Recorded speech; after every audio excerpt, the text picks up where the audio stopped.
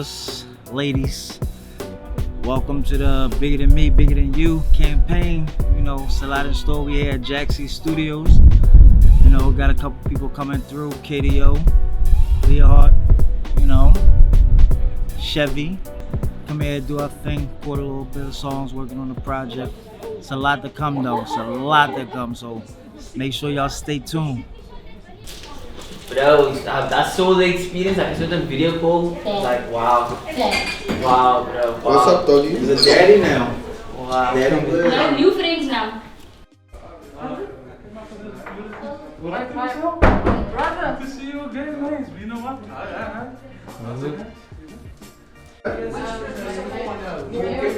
He's the other one in the studio, yes? Yes,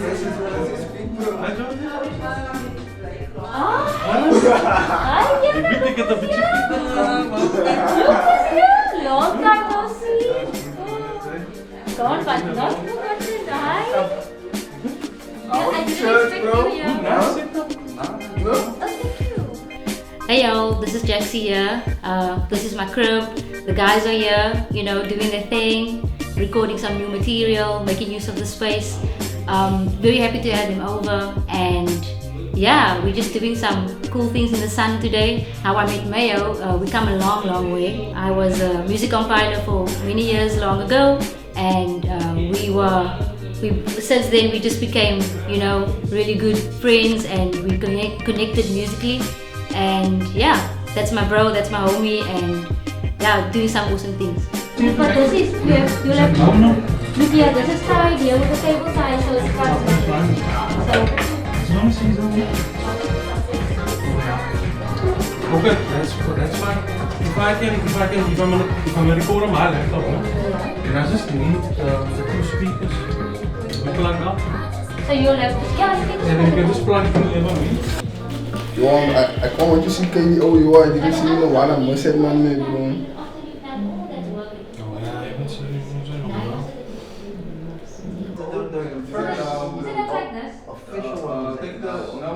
The second fan, but was Yes. that was the first official one. Before that, there was. As long as you need, because damn, last night was crazy. First night wasn't. But he's peaceful. I think it's the swaddling. We need to try that again tonight.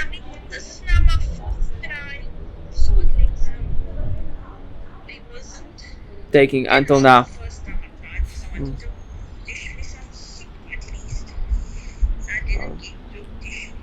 Were you able to sleep with him on the titty? Were you able to sleep with him drinking?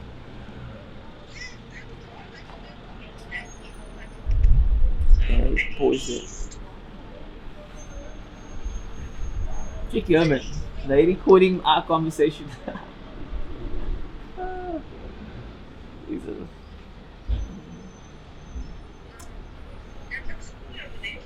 It does, it's a nice setup, I like it. Let me see. It's like a bowling bro. Can you see it? I know you know. The studio. This is dang.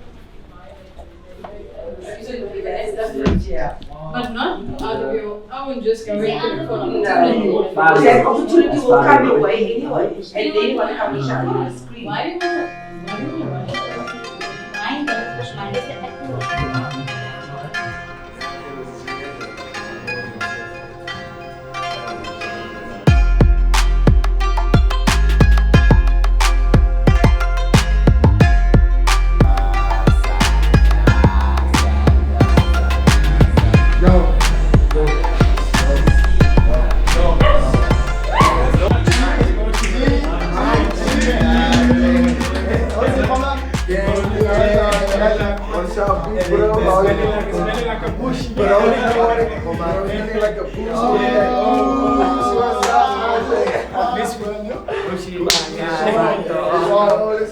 We have something special out there, bro. Lawrence, you know, let's run it back for him, lah.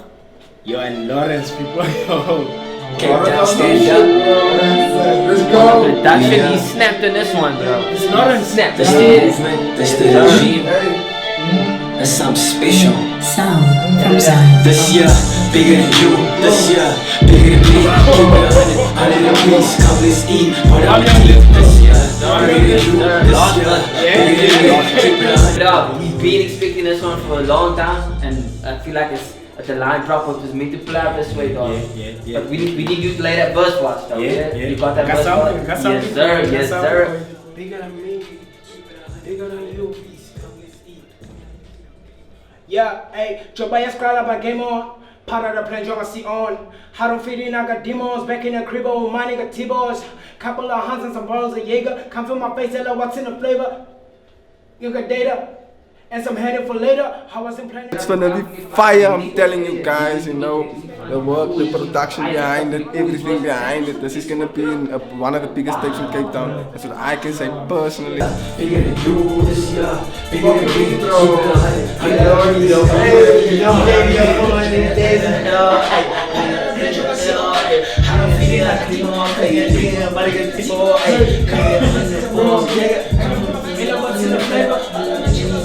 They make us smoke some deadly flavor some places, bro.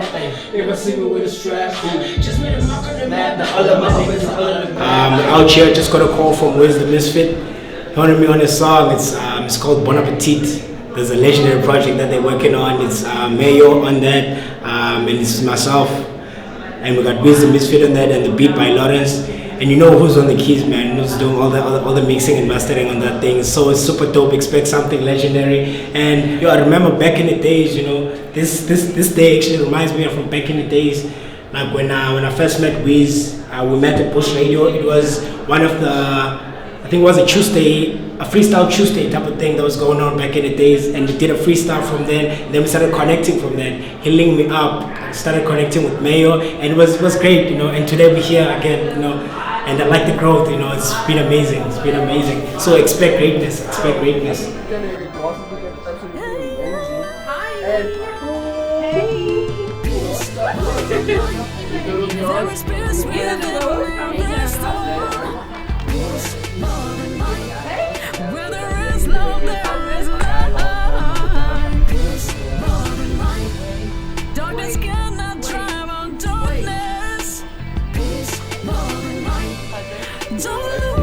Thank you so much for the invitation for this project that you're working on.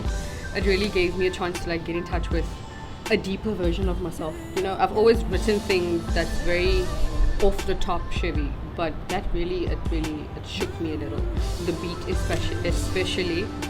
When I heard it, I heard my verse, I heard Mayo's verse. I'm like, nah, I think Chevy. I actually can't wait to hear you guys' verses. I can't wait because I haven't heard it. I only heard mine, but the beat is fire. It's fire. It was a great choice. Can I play the instrumental only? Is that fine? Do I have to remember the words of the song? Wow. That's what happens when you just do one thing, guys. Hey.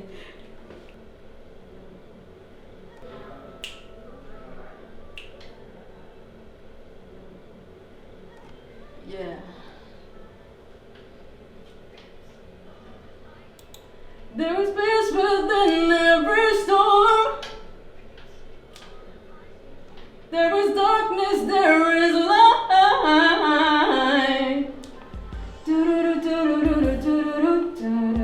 Okay. Mayo and I, we go way back. Makes me sound old, eh? But yeah, we go way back. We were actually my first song ever on radio was a collaboration with Mayo and I. It was called Hit That Button, and we just started from there. It was a great spirit, and I love people like that. And now it just hit me up after years with this song. It's peace, love, and light, and I was like, damn, I need to get on this. I need to be surrounded by people again that just wants to make great music, just spread the word of love. With Wiz, I mean, so way back, he was still like a kid. I mean, the man I see right now is totally different to who I got to know. I was 16 and alone, no place to call home. Wanted to go to college, but I needed a loan. My mother wanted some money, so she sent me to work. Education wasn't important and she always came first. As a bearded, I now know who I don't want to be. My grandpa came to visit and I could see he's a leaf. And as an artist, I haven't really worked with him, but as a person, his character is really such a great guy. He's hardworking and he's actually polished his craft, because what I hear now and what I heard before, it's cheese and chalk. Like really, it's really amazing. Don't lose sight of what matters. Let's give it like a Tony Braxton there. Don't lose sight of what matters. Yeah, I think I got it. That's hard, bro. That's so hard. That was dope. That was fucking dope.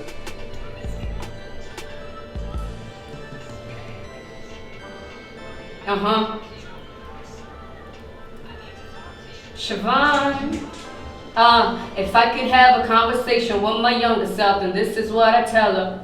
Yeah, that is where you find the love you always felt you needed. He made no mistake about the... Can you turn it up a little?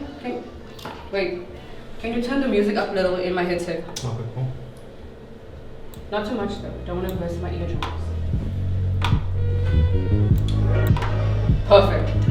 So the relationship with Second Fam, it started 6 or 7 years ago, and it was flames from the beginning. There was sparks unlimited from the beginning because they're all so talented. And I got a chance to work with Wiz before, and this time I'm working with him and Mayo for the first time. And this project is just amazing. When I got the track, I was like, yes, it sounds deep, and I love it. So the writing on this track was, it just flew out of my pen. And I'm so excited for it because it's something really deep, it's something really meaningful to all of us that's on this track. So yeah, I cannot wait.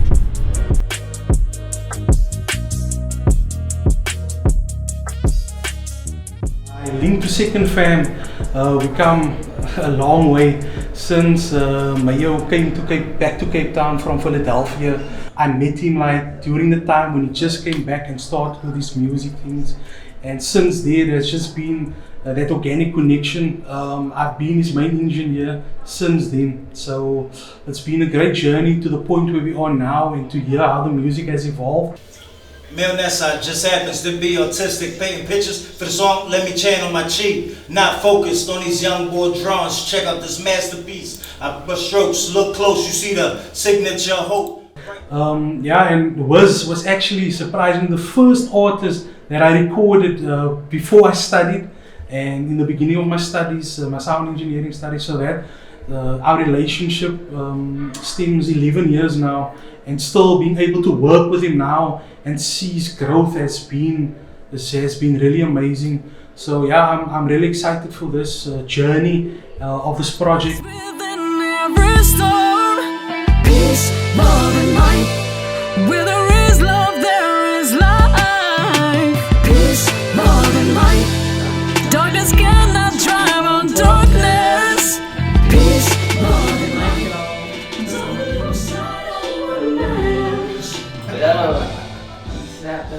Yeah, if this song doesn't inspire one person, then I don't know. Nah, it's definitely gonna inspire one.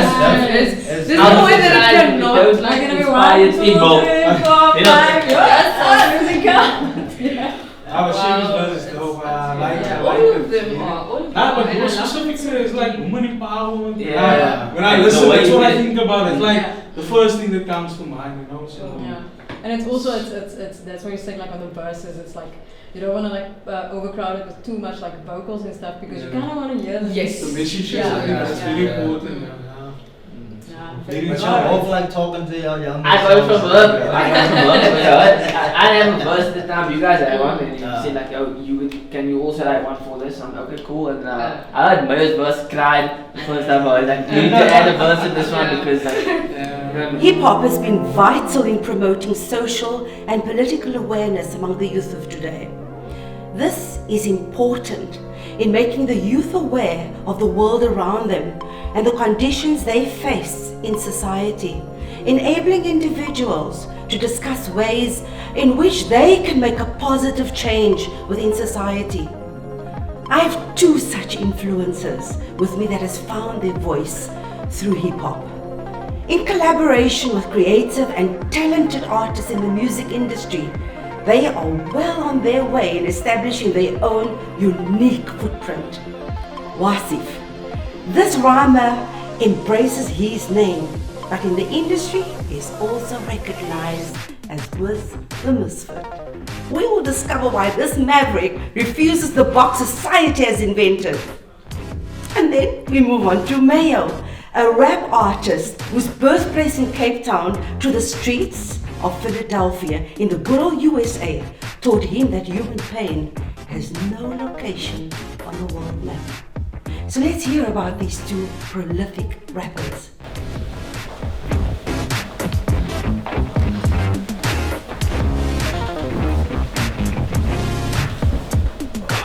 And here we are.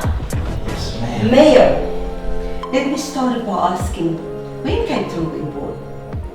I was born in Oceanville, 1981. Wow. So you grew up there as a kid, or born, and did you leave? What happened? Was there for 3 years of my life. I went over to the States, migrated when I was 4 years old. Okay, so let's backtrack. You were born in Ocean View up to the age of say 3.5, and then of course you went to the States. I just want to touch onto that poignant part of your life. Was there anything in that part of your life and a memory of any kind of episode, be it violence or discomfort, that still sits with you?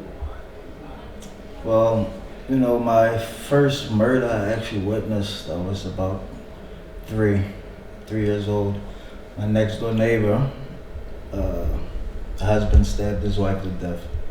So I've witnessed that, and still to the day I can that image is still there, imprinted in my brain. So now life is different in the States. Growing up and becoming a conscious human being in a society so different from ours, how old were you when that first hit you as significant? To be conscious of what I was doing. I was something like a little rebel, so actually being conscious of what I was doing, running the streets and so forth, came about 17, 18. Because I was in the streets selling drugs and stuff like that from a young age. Okay. If I say young age, how old? Could you have been 12, 13, 14? What was the influences there? Like 13 years old. Okay. So you started peddling in drugs? Correct. Okay, and it was kind of free for all living? I mean, in the States, it's either you play ball, or you sell drugs, or you rap. And hip hop, it was an in thing, but it wasn't as it is today, where everybody does it. So, what made the change significant enough for you to actually dwell into hip hop or dive into it? What difference was your life at that point in order to say, I need to be able to purge here, I need to talk about what's happening in my community? What happened at that age? And see, hip hop was always a part of me because I actually got introduced to my eldest brother, with LL Cool J and Kool Moe Dee and Fat Boys and so on. So he was into the whole music, and he used to them boom boxes. Walk with the boom box, yeah. So that actually was my first time listening to hip hop, and I liked it. So it's always been a part of me since it started. But what was your influence? Was it political, or was it your social circumstance? At first, it was just rapping to be rapping. We sit hours, karaoke machines, recording, doubling up. We do ad libs and everything. We take the machine, put the in a cassette tape. Yes. Put a piece of tissue in the cassette tape so you can go Stretch over your it and vocals. whatever. Oh my and God. put it in the other side. So crazy. You know, that was just, we was just rapping. As far as, you know, actually spitting something with substance. Yes. You know, that came a little while after. You know, like I said, I've always been a part of the music. You know, I've been to the awards, you know, following different artists, been around a lot of mainstream artists, so I've always been involved in the hip hop. But with substance, music with substance, that only really came after I lost everything in basically a day. So what did you lose? Why did you lose it? And when did you lose it? December 9th, 2009. That's the exact date. Wow. So that's the date that I got taken into custody. And, you know, my daughter's mother, she'll deny it or she went, but I saw her. Okay. You know, but she didn't think it was gonna go to the extent of me getting deported. And, you know, sitting inside a jail cell for like 3 years, you know, you have time to think, man. And you reflect on everything that you was doing and, you know, your wife, your kids, you know what I'm saying? The country itself, the US, they didn't take it in consideration. And I would have probably won my deportation, but I filed a lawsuit. I did like some law studies and stuff like that, and my rights got violated, and next thing I know, I wake up in Johannesburg.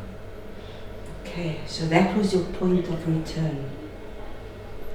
And here we step in to find Wasif. You have not met him at the time when you came to Johannesburg, when you flew back to Johannesburg.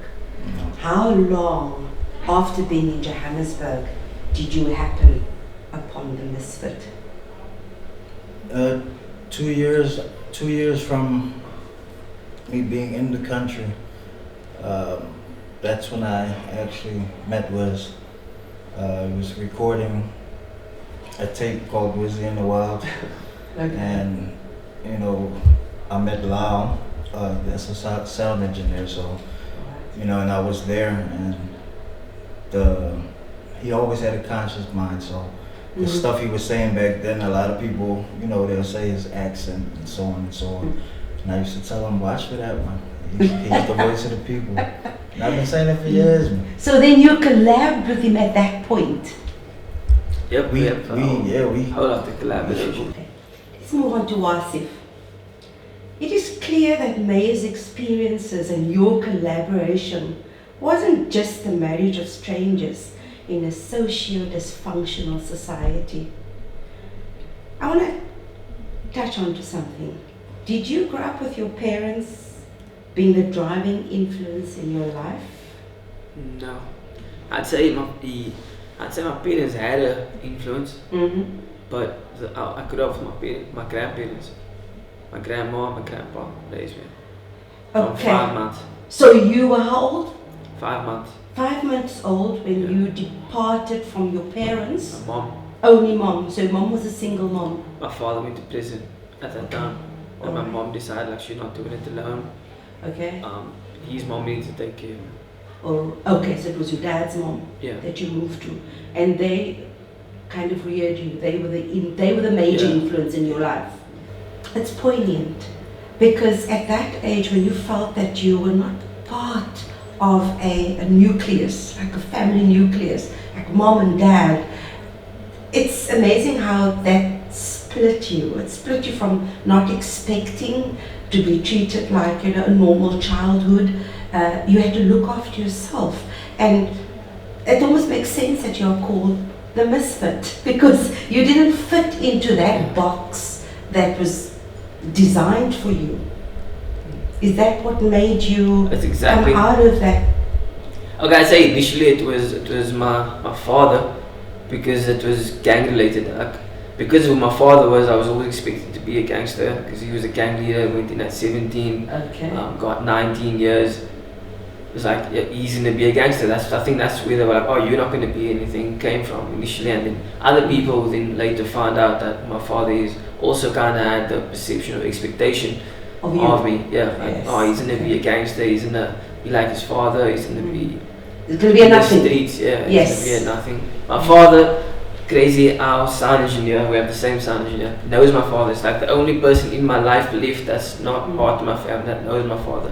And he knows my father was in prison, completed matric, and got the ID degree. So, because that's why I didn't become a gangster, because of what he realized when he went to prison and came out and forced me. He got back to the life and died, live by the gun, die by the gun sort of story again. So it was eye-opening for me from a young age, because when he came out 07. Okay. He came out. He went in at 5 months. He came out 07. And he was already like, yo, you never going back there. I'm not who your friends think I am. Or I'm never going back there, but I'm not who your friends think I am. You are gonna make something to yourself, you know what I mean? I made something to myself. So, where do you see yourselves in the next 2-3 years, especially now that you've collaborated with these amazing artists and they become part of your melting pot, if I can put it like that? Where do you see yourselves? Personally, I'm going to be more modest about it. I'm going to try and aim more realistically. But I think with the quality of work we are putting in, like you said, the artists we've been collaborating with, the producers we're working with, the sound engineer we're working with, we have a good product. And if we put the right machine behind it, it's going to resonate the way we expect it to resonate with the type of work we are putting in. So from this project, if this is where everything takes off, then I want to do this and take care of my family. That's my goal. I want to be able to do this and take care of my family. I'm good. It's great stuff. And you, Mayo, where do you see yourself within the next 2-3 years? I know it's very short term, but that's how we look at it. In the next 2 or 3 years, with everything mapped out and planned, you know. See, I always been a hustler, so, you know what I mean? Whether it's water selling into a well or, you know, fire selling to the devil, I'll do that. But I think we pave our own way, and we're gonna continue doing so. Cause I mean, we've been working on music for the past 8 years, and we kind of like just died down. And I believe everything happens the way it should, and I believe that the time is now. And the next 2-3 years, we will be, so to say, that figure for the, not just for the public, but a figure for these younger generations that's just lost out there.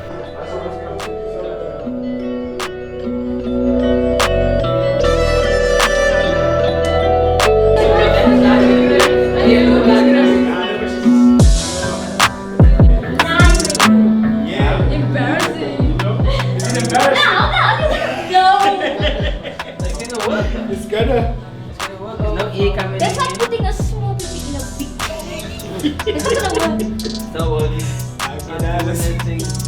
Where's your pressure coming in?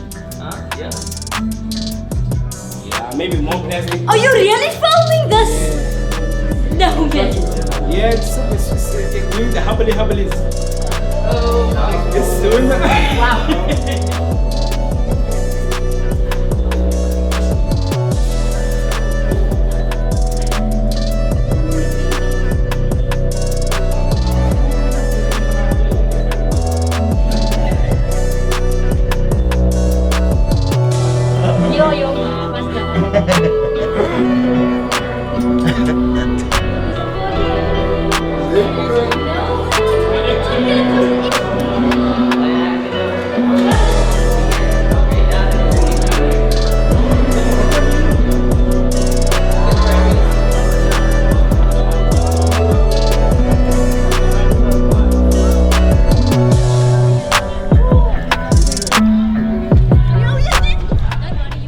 Thank you again, bro, for making this happen on the scale. People doing it. I appreciate it, bro. Wouldn't happen without you, dog. It's some real shit. It's time, man. It's time. Long time overdue, man. You gotta take this view in, man. You gotta be the face of this shit.